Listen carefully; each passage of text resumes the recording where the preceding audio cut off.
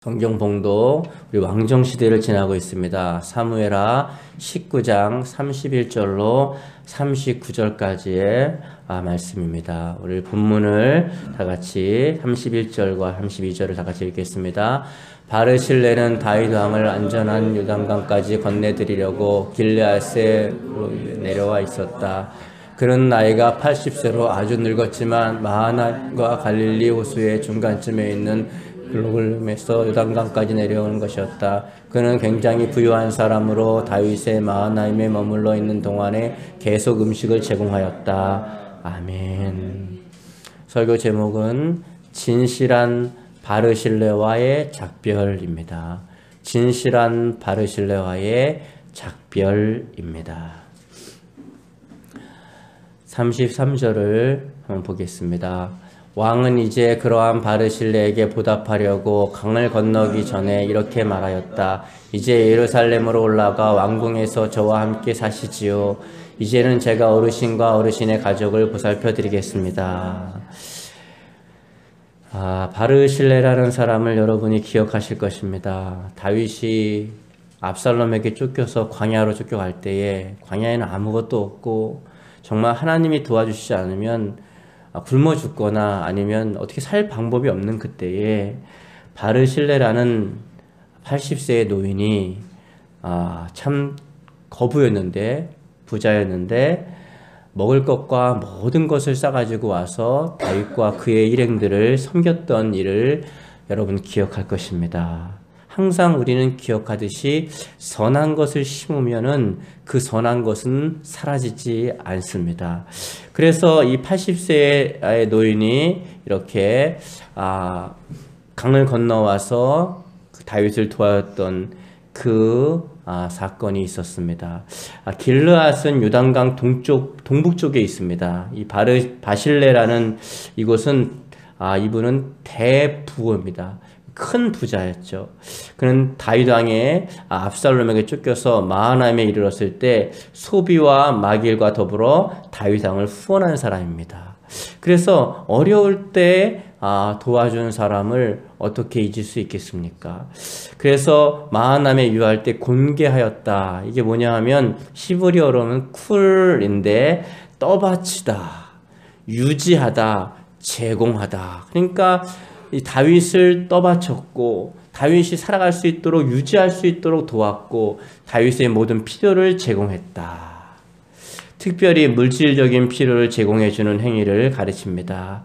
그래서 그 행실이 그 선행이 다윗의 마음을 감동시켰고 하나님의 마음을 감동시켰던 것입니다.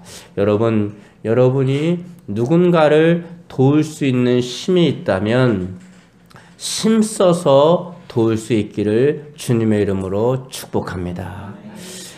제가 잊지 못하는 많은 분들이 있습니다. 그 중에 목회자 분 중에는 순복음 의정부교회의 박종서 목사님을 제가 잊을 수가 없습니다. 너무너무 감사한 분입니다. 왜냐하면 저는 아무 이력도 없는 사람이었습니다. 그 전까지는 그냥 파트 전도사 정도, 파트 전도사 중에서 그래도 좀 이렇게 주변에서 좀 이렇게 이름이 있었던 그 정도 사람이었습니다. 그런데 대학원에서 제가 이력서를 냈습니다. 이력서를 냈는데 금요일 날 11시 30분 밤에 저한테 전화가 왔습니다. 집으로. 내일부터 출근하라고. 아니 그 큰 교회에서 나를 왜 부를까? 이력서를 내놓고도 제가 황당한 거예요. 출근을 했습니다. 그래서 저는 어떤 주일학교 부서를 맡기는 줄 알았습니다. 근데 갔더니 교구를 맡기더라고요. 제 이력서에는 그 이전에는 교구라는 것을 맡은 이력이 한 번도 없었습니다. 전임은 있었지만 어른을 맡아본 적이 없습니다. 그런데 저보러 자리를 앉으라 그랬는데 딱 앉는 자리가 2교구였습니다. 그 2교구는 그 교회가 처음 생길 때 생긴 구역과 교구입니다. 그러니까 여러분 같은 거예요. 그러니까 장로회장이 거기 있고 권사회장이 거기 있고 안수집사회장이 거기 있고 집사회장이 여전도회장이 거기 있습니다. 총연합회 회장이 거기에 있습니다. 그래서 저같이 젊은 사람이라든가 또 경험이 없는 사람은 그 교구에서 그 자리를 맡기질 않습니다. 더군다나 교구를 맡기잖아요. 그때 수석 목사님 했던, 그러니까 총목사님인데 수석 목사님 했던 분이 같이 이렇게 면접을 봤는데 뭐라 그랬냐면, 나중에 제가 그 이해했습니다. 그 말을. 목사님 아직 더 뺑뺑뺑 돌아야 합니다 그러더라고요. 전 그 말이 뭔 말인지 몰랐어요. 면접 볼 때. 아직 이력서를 보니까 더 뺑뺑뺑, 그게 무슨 말이냐면 아직 한참 더 돌고 와야 되는 사람이라는 거예요. 너무 젊다는 거예요. 예. 근데 그 목사님이 이 사람이면 됩니다. 쓰세요 그러더라고요. 저는 그때는 그냥 감격했지만은 지나면서 세월이 지나면서 세월이 지날수록 감사한 거예요. 그분은 항상 그러니까 바나바 같은 분이에요. 그러니까 우리나라의 유명한 부흥사들, 뭐 장경동 목사님을 포함해서 많은 부흥사들이 있어요. 그 교회에서 떠서 전국으로 다니기 시작한 겁니다. 네. 물론 장경동 목사님은 조금 다른 케이스이기도 하지만은 여러분 지금 다니는 많은 분들이 그분을 거쳐서 올라왔습니다. 그러니까 아무 무명일 때, 그 바나바 같은 거예요. 무명일 때 그 사람을 보는 눈 하나로 그 여러분 7,000명이 넘는, 출석이 7,000명이 넘는 그 사람들 앞에 사람을 세울 때 얼마나 많이 검증을 해야겠어요. 근데 사람 보는 눈 하나로 그냥 세우는 거예요. 거기 섰던 이력 하나로 이제 유명해져서 이제 여러 다닐 수 있게 되는 것이죠.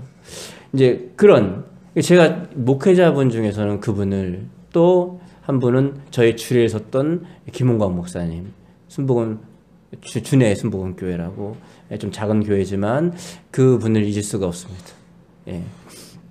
이렇게 또 많은 있죠. 여러분도 있지 않겠습니까? 이렇게 내가 잘 나가고 모든 게 뭐 잘 될 때 도와준 분도 감사하지만 정말 어려운 상황에서 나를 도와줬던 분은 평생 잊을 수가 없는 것입니다. 지금 바르실라라고 하는 이 80세의 노인은 인생을 80년을 살았으니 무엇이 옳고 무엇이 그른지를 80 정도 살면 이제 분별하게 됩니다. 50이 지나면 지천명이라고 하죠. 누군가의 가르침을 받지 않아도 스스로 하늘의 뜻이 무엇인지를 안다는 거예요. 그러니까 80세가 된 이 바실레라는 이분은 지금 상황이 뭐 사람들은 압살롬에게 모든 흐름이 흐르고 있답니다. 그래도 이 노인은 탁 듣는 순간에 다윗을 도와야지. 그리고 광야를 가서 굳이 말하자면 거렁뱅이 같은 아무것도 없잖아요. 그 사람을 도와서 끝까지 함께하는 지천명. 하늘의 뜻을 알 수 있다는 거예요. 그러니까 우리가 나이를 먹을 때에 한 해 한 해를 신앙 안에서 잘 살아가면서 하나님과 동행하거나 아니면 인생을 잘 하나하나 살아가면서 과거의 역사를 통해서 내가 교훈을 얻는다면 어느 정도 나이가 지나면 지천명, 누가 말해주지 않아도 하늘의 뜻을 안다는 것입니다. 그러한 은혜가 여러분에게 있길 축복합니다. 다윗이 회복이 됐죠. 그러면서 너무너무 고마워서 그 은혜를 잊을 수가 없어서 어려운 순간에, 힘든 순간에 도와준 사람을 절대 잊지 못하잖아요. 하나님의 사람 다윗은 어떻게 은혜 베푼 사람을 잊겠습니까? 하나님의 사람은 은혜 베푼 사람의 은덕을 잊지 못하는 것입니다. 그렇기 때문에 지옥에서 영원히 고통당해야 할 우리를 대신해서 십자가에 죽어주신 예수님의 사랑, 그 아들을 보내주신 아버지 하나님의 사랑, 우리 안에서 예수님을 구주로 믿으며 살 수 있도록 도우시는 성령님의 은혜를 우리는 결코 잊지 못하는 것입니다. 그래서 우리는 하나님 앞에 이렇게 예배를 드리는 거고, 하나님 앞에 헌신하고 봉사하고 충성함에도 내가 자랑할 것이 없고 부득불하여야 할 일을 했을 뿐입니다라고 말할 수 있는 이유는 우리는 그 은혜를 알고 있기 때문입니다. 은혜를 잃어버린 사람, 은덕을 잃어버린 사람은 짐승반도 못한 사람입니다. 예? 물에서 건져졌더니 보따리 벗어 내놓으라는 사람은 그 사람은 인생이 보지 않아도 뻔하지 않겠습니까?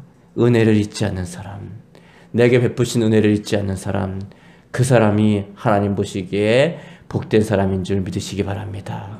그러기에 우리는 신앙생활의 모든 헌신이 거기서 출발해야 되는 것입니다. 절대로 하나님의 한량없는 은혜를 잊어버려서는 안 되는 것입니다. 그랬더니 어르신, 저와 함께 와서 왕궁에서 같이 삽시다. 내가 어르신과 어르신의 가족을 다 보살펴 드리겠습니다. 이분은 하루아침에 진짜 복이 터진 겁니다. 왕이 내가 당신의 인생과 가족을 책임진다 그랬으면요, 대단한 거 아닙니까? 왕이, 만수르가 와서 올 리도 없지만 와가지고 내가 당신 책임져 주겠소. 그러면 끝나는 거 아닙니까? 축구선수가 좀 열심히 잘하는데 길이 안 열려요. 근데 만수르가 와서, 만수르가 어디 구단주죠? 구단주죠? 예? 예. 맨체스터 유나이티드 구단주인 걸로 알고 있어요. 내가 당신 책임져 줄게. 그런 순간 그 축구선수를 피는 거예요. 예. 만수르 하나가 와서 내가 당신 책임져 줄게. 그러면 피는 건데, 한 나라의 왕인 다윗이 와서 내가 어르신과 어르신의 가족을 책임지겠습니다. 이건 뭐 이루 말할 수 없는 것이죠. 예. 그런 날이 오기를 축복합니다. 얼마나 좋겠어요. 그런데 여러분, 바실레 80년을 인생을 산 이 어르신은요, 깊은 걸 깨달았어요. 34절을 볼까요? 우리 같으면 얼른 갈 텐데 뭐라 그러냐면, 그러나 바르실레는 사양하였다. 제가 얼마나 더 살겠다고 이 늙은 몸으로 고향을 떠나 예루살렘으로 가겠습니까? 80년을 살아보니까 저절로 알아지는 게 많이 있는 거예요. 사람은 인생의 한계를 알고 살아야 합니다. 천년만년 살 것처럼, 내가 뭐 모든 걸 다 할 것처럼 인간의 한계, 유한성을 아는 사람이 하나님을 의지할 수 있고 믿음으로 승리할 수 있는 사람임을 믿으시기 바랍니다. 여러분이 다 할 수 있다고 생각하면 착각이에요. 인생은 한계가 있어요. 한 번 죽는 것이 정해진 이치고 그 후에는 심판이 있습니다. 한편 바르실레는 거절을 통해서 우리는 늙음과 죽음이 가져다주는 다음과 같은 진리를 배우게 됩니다. 인간의 생명에는 그 기한이 있으며 기력은 반드시 쇠할 수밖에 없고, 그럼에도 불구하고 겸손하며 온전한 인격을 지닌 자의 늙음과 죽음은 존귀하다는 것입니다. 인간의 한계를 깨닫는 거예요. 80년을 살아보니까 그 아무것도 아니고, 또 내가 어디까지가 나의 한계고 어디까지가 내가 마무리 져야 하는지를 알기 시작하는 것입니다. 인생을 사는 것도 중요하지만 인생을 잘 마무리 짓는 것도 굉장히 중요합니다. 성공하는 것도 중요하지만 성공의 자리에서 잘 내려오는 것도 굉장히 중요합니다. 35절을 보겠습니다. 저는 이제 나이가 80이어서 더 이상 사람 구실도 제대로 못합니다. 그러니 비록 왕궁에서 좋은 것을 먹고 마신들 그 맛이나 알겠습니까? 또 젊은 남녀가 곱게 노래를 부른들 들을 수 있겠습니까? 저는 그저 임금님께 짐만 되고 말 것입니다. 사실 인생의 성공과 부귀가 인생 말년에 무슨 의미가 있겠습니까? 죽음이 임사호천, 죽음이 눈앞에 왔다 갔다 하는 그 순간에 성공한 것과 맛있는 음식과 부귀영화가 무슨 소용이 있겠냔 말입니다. 이것을 80세가 되었던 바르실레는 깊이 깨닫고 있었던 것입니다. 인생의 말년에 중요한 것은 죽음을 어떻게 맞이할 것인가인데, 죽음 후에 나는 어떻게 될 것인가, 이런 것을 고민해야 되는 것입니다. 그때 맛집에 간들 그 맛을 얼마나 느껴지겠습니까? 아름다운 음악을 들린들 그게 잘 들려오겠습니까? 방탄의 노래는 젊은 애들이나 잘 듣는 거지, 이제 죽음이 눈앞에 하는 임사호초를 둔 80세의 어른이 그게 무슨 소용이 있겠습니까? 빌보드 차트에서 1등 한들 무슨 소용이 있고, 전 세계를 누르면서 인기를 누린들 무슨 소용이 있고, 집을 86억짜리 사갖고 사는들 무슨 소용이 있고, 한 끼에 수천만 원짜리 먹는들 무슨 소용이 있겠냐 말입니다. 죽음이 눈앞에 와 있는데, 요단강이 내 눈앞에 와 있는데, 오직 그때는 죽음을 어떻게 준비하고 죽음 이후에 천국에 들어가 진짜 행복이 무엇인지 누리며 살 것인가, 이것이 중요한 것입니다. 아니면 지옥의 비참한 형벌을 받으며 영원한 형벌을 받으며 살 것이냐가 가장 중요한 문제인 것입니다. 바르실레는 그것을 잘 아는 현명한 사람이었습니다. 현명한 사람은 내가 죽음을 어떻게 맞이할 것인가, 죽음 이후에 나의 영혼은 어떻게 될 것인가, 이것을 바라보는 사람이 가장 현명한 사람이라는 것입니다. 36절을 보겠습니다. 저는 단지 임금님을 모시고 안전하게 요단강을 건너 드리려는 것뿐이며 또 그렇게 큰 상 받을 자격도 없는 사람입니다. 여러분, 바실레는 자신은 큰 상을 받을 자격이 없다고 합니다. 우리가 저 천국에서 하나님을 만나는 그 순간에 정말 큰 일을 한 사람은 저는 이 큰 상을 받을 자격이 없습니다. 저는 한 것이 없습니다. 마땅히 하여야 할 일을 했을 뿐입니다. 라고 고백하는 사람이 진짜 큰 일을 한 사람입니다. 천국을 보고 오신 분들이 저한테 그런 얘기를 해요. 목사님 집이 너무너무 화려하고 너무너무 의리의리하던데요. 저는 깜짝 놀랍니다. 이것은 겸손해서 하는 말도 아니고 그냥 하는 말도 아니고 진짜로 저는 한 게 없습니다. 아무리 제가 돌아봐도 제가 한 게 없어요. 아무것도 한 게 없는데 집이 크다니까 딴 사람한테 얘기하는 것 같은 거예요. 그 박 목사인데 박 씨가 많지 않습니까? 우리나라에 그런 거 아닙니까? 예. 아니래 분명히 제 이름이 써 있다는 거예요. 한 게 없는데, 한 게 없는 여러분에게도 하나님이 놀라운 하나님의 상급으로 갚아줄 줄 믿으시기 바랍니다. 정말로 한 게 없어요. 저를 이제 고향 마을로 돌아가 제 아버지와 어머니 무덤 곁에서 죽게 해주십시오. 그러나 제 아들 김함은 임금님을 따라가서 섬기게 하시고 그에게 좋은 일을 맡겨주시기를 바랍니다. 여러분, 우리의 진짜 고향은 천국인 줄 믿으시기 바랍니다. 바실레는 자기 아들로 추정되는 자기 아들인 김함이라는 젊은이를 왕께 추천합니다. 우리는 다음 세대를 세워주고 떠나야 하는 의무가 있음을 잊지 마시기 바랍니다. 바실레는 자신은 고향으로 돌아가지만 김함은 왕께 쓰임받기를 원했습니다. 김함을 세워줬습니다. 우리도 민족과 열방을 섬길 신실한 다음 세대를 세워놓고 진짜 본향인 천국으로 가야 하는 것입니다. 다음 세대가 하나님을 온전히 섬기고 민족과 열방을 섬기는 아름다운 사람들로 세워질 수 있도록 최선을 다해야 되는 것입니다. 저희 교회가 그래서 자녀들이 신앙 교육에 힘쓰는 이유가 바로 거기 있는 것입니다. 지금 청소년의 복음화율이 3에서 5%입니다. 권사님, 장로님들 자녀들이 교회를 안 다니는 사람들이 많이 있습니다. 이름은 요한이고 이름은 에녹인데 에녹은 300년간 하나님과 동역했는데 그 에녹은 하나님과 동행하지 않고 술집에 가 있습니다. 여러분,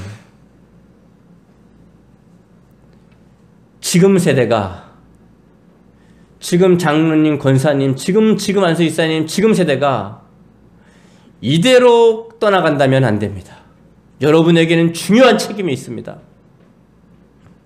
여러분의 자녀를 예수님께 돌아오게 해야 하는 것입니다. 장로님의 자녀를, 권사님의 자녀를, 안수이사의 자녀를, 재직들의 자녀를 교회로 돌아오게 하는 목숨 걸고 그 일을 해야 되는 것입니다. 수고하고 애쓰고 많은 일을 하고 이 나라를 이렇게 부강하게 잘 살게 하시고 수고한 것은 인정하고 감사하지만, 한국교회를 이렇게 아름답게 한 것도 감사하지만 한국교회를 망쳐놓은 것도 당신들입니다. 이렇게 갚버리면 안 되는 것입니다. 책임을 다하고 죽는 날까지 바실레처럼 기맘을 세웠던 사람, 바실레처럼 여러분도 여러분의 자녀를 믿음 안에서 세워놓고 가야 되는 것입니다. 이게 말이 됩니까? 한국교회 청소년의 3에서 5%밖에는 하나님을 안 믿는다고 합니다. 그것은 선교학적으로 미전도 종족을 말하는 것입니다. 미전도 종족을 얘기할 때에 3%에서 5% 미만이면 미전도 종족입니다.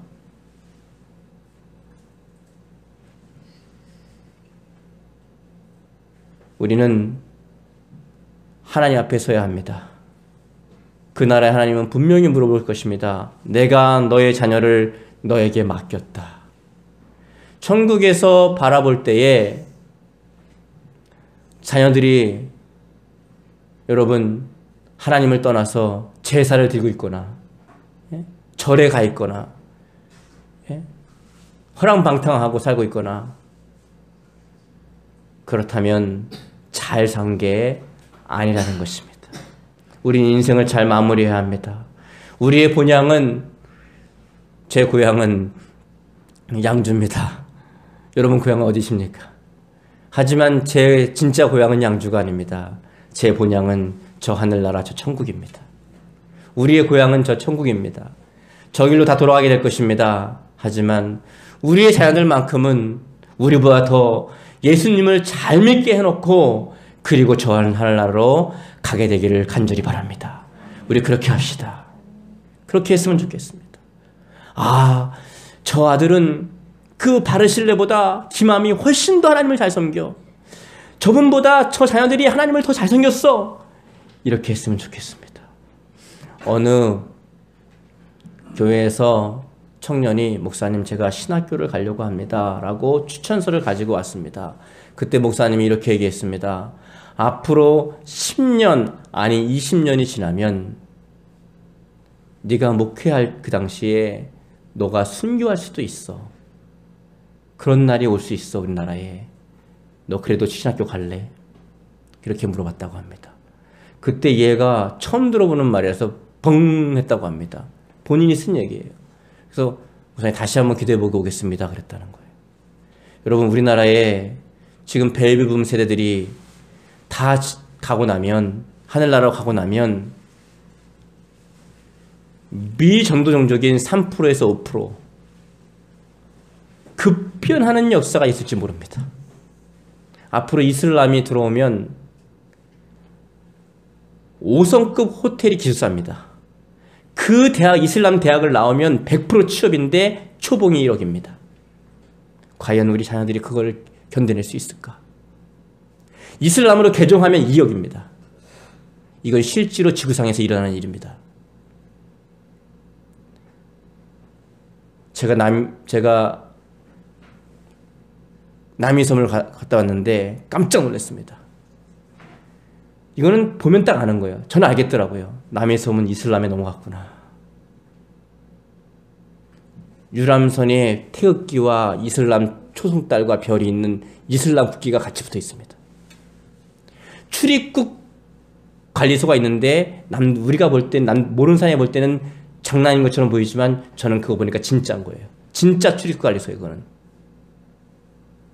모든 국기들이, 배 안에 있는 모든 국기들이 가만히 보면 미국 국기 같은데 자세히 보면 다 이슬람 국기입니다.